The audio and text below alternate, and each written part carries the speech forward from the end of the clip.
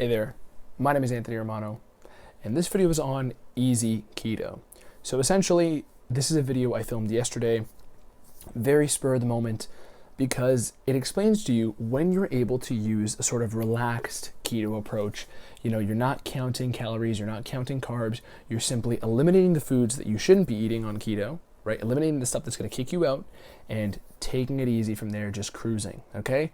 So obviously, this approach is not going to be the most precise, and, you know, what gets measured gets managed. So ultimately, the more precision you can add into a plan, the better. But if somebody is just getting into keto and they need to prioritize that adherence, that's one scenario where you want to use this relaxed keto. But essentially, I'm going to explain to you what that means, when to use it, and who should use it, and when those specific individuals should use it in this video after I roll my intro.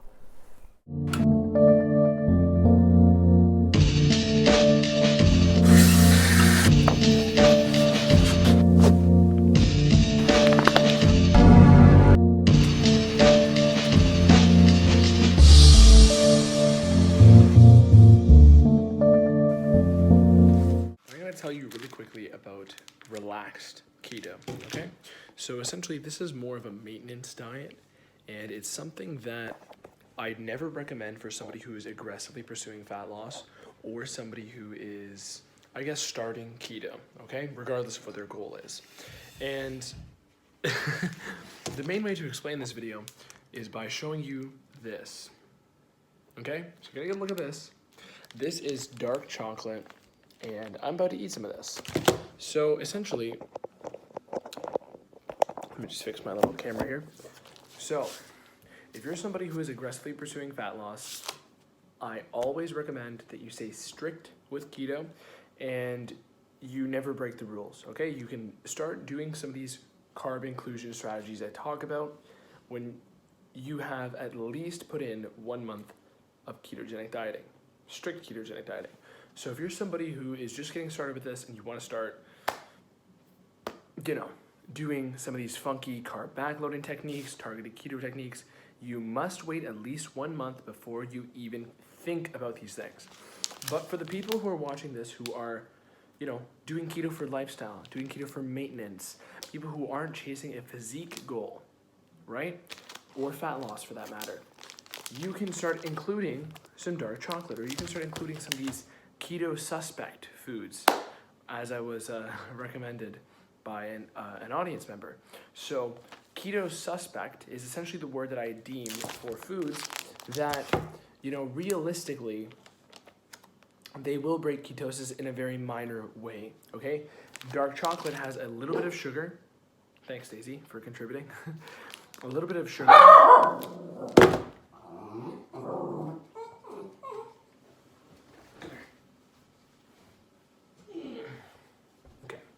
So, dark chocolate has, you know, enough sugar to dampen ketosis at the least, okay?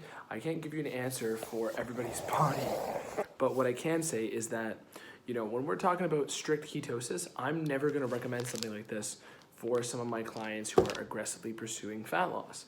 But who I will recommend it to is people who are trying to live their best life, okay? And keto is simply the background to that. Keto is simply their diet lifestyle that they like to eat. And I'm one of those people, because when I'm not trying to, you know, lean down and get absolutely shredded, I will perform more of a maintenance keto diet. If I'm trying to bulk up, I won't be afraid of carbohydrates, okay? I'll make them fit around my lifestyle. But essentially, what I will do is I will include keto suspect foods, such as dark chocolate. Dark chocolate. And now if you're watching this and you're, like I said, chasing a physique goal, this is something that you're playing with fire, okay, if you're trying to include this. But if you're somebody who is living keto for lifestyle and, you know, unless you have a particular autoimmune condition or something like that, where you need to have very low sugar at all times, or epilepsy or something like this, where you're doing keto for therapeutic reasons, as long as you don't have one of those conditions, you can afford a little bit of dark chocolate. Daisy can't, but you can, okay? So very quick video on keto suspect foods. Thank you. Keto suspect foods. Every time I eat liver, Daisy smells my face. I just ate liver. Not seen in this video, but eating liver is very good for you, very high in fat-soluble vitamins. But not the topic of this video, but one that you should look into. Grass-fed beef liver, but I've talked about cod liver in other videos as well.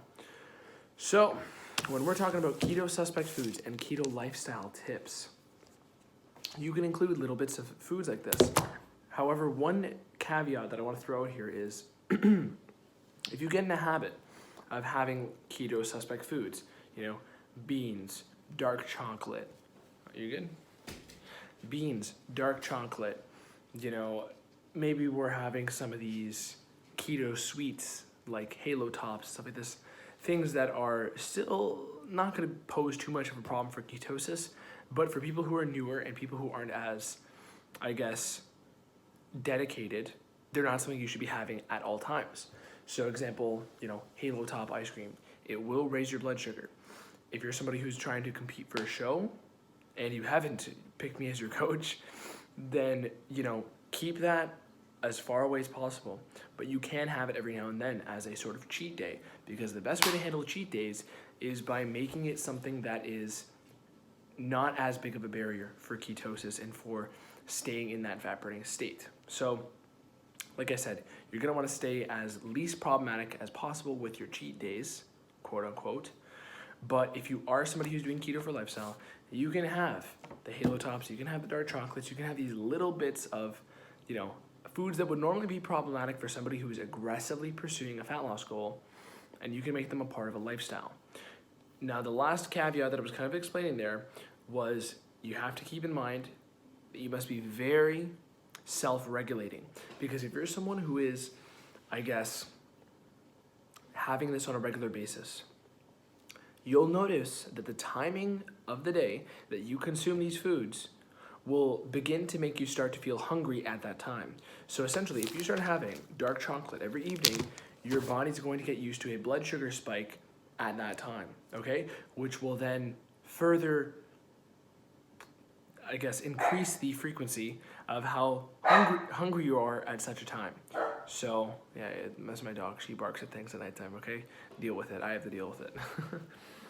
But the point is, be self-regulating, be attentive to how you feel when you start including these foods, but it's not a problem, okay? It's not a problem for people who are doing this for lifestyle, because the natural way we're meant to consume sugar is as a luxury. When you're eating it in the moment, you will naturally begin to crave more of it. But when you're consuming foods that have a decent fiber content and an appropriate amount of sugar, it's not a problem as long as you don't overdo it. This is more keto lifestyle, and something that I am coaching people with on a regular basis. It's something that is definitely not conducive for aggressive physique goals, right? It has its place in a keto bulking plan, but in a keto cutting plan, it's much more scarce. So hopefully this gave you an idea as to where dark chocolate, Halo Top ice cream, like these keto snacks, right? And things like, keto suspect foods like beans, etc. Okay? Foods like that are kind of questionable, and realistically, here's the last caveat I'll throw in here, okay?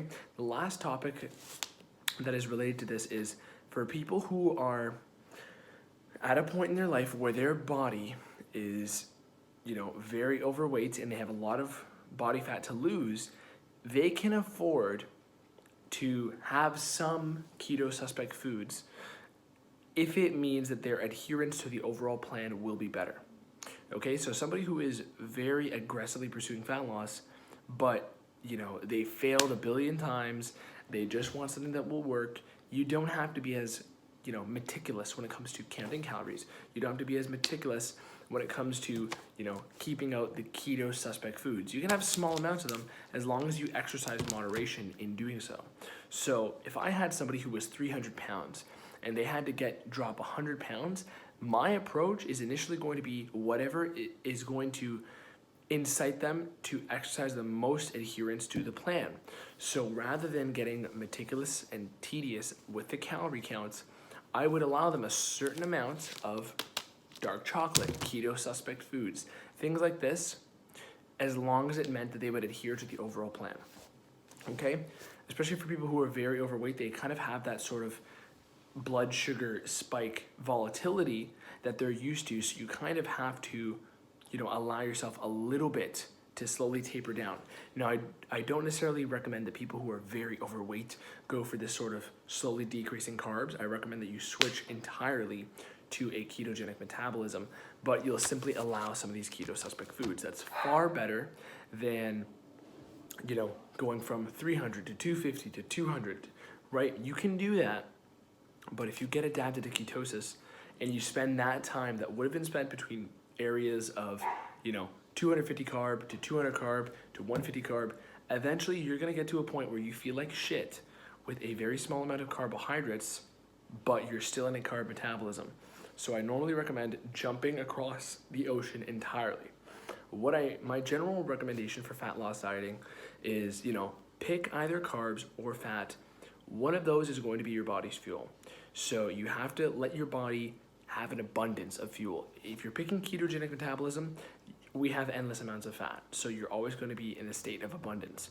But if you're somebody who is, maybe you have 10 pounds to lose, 15, 20 pounds to lose, if you can diet with high carbs, do it, okay? Either have your carbs or don't. Don't be in the gray zone. Pick one side. And if you're somebody with a load of fat to lose, I highly recommend ketogenic dieting. And what you should do is, rather than trying to get this sort of slowly titrating down and gradually progressing to a low carbohydrate diet, simply pick the keto metabolism, jump into it, allow your body, put up with 3 days of hell for, months of effortless dieting. And hey, if you have to be a little more lenient in the beginning, you can do this, okay? So that is the only time I find that these keto suspect foods apply well in a fat loss context.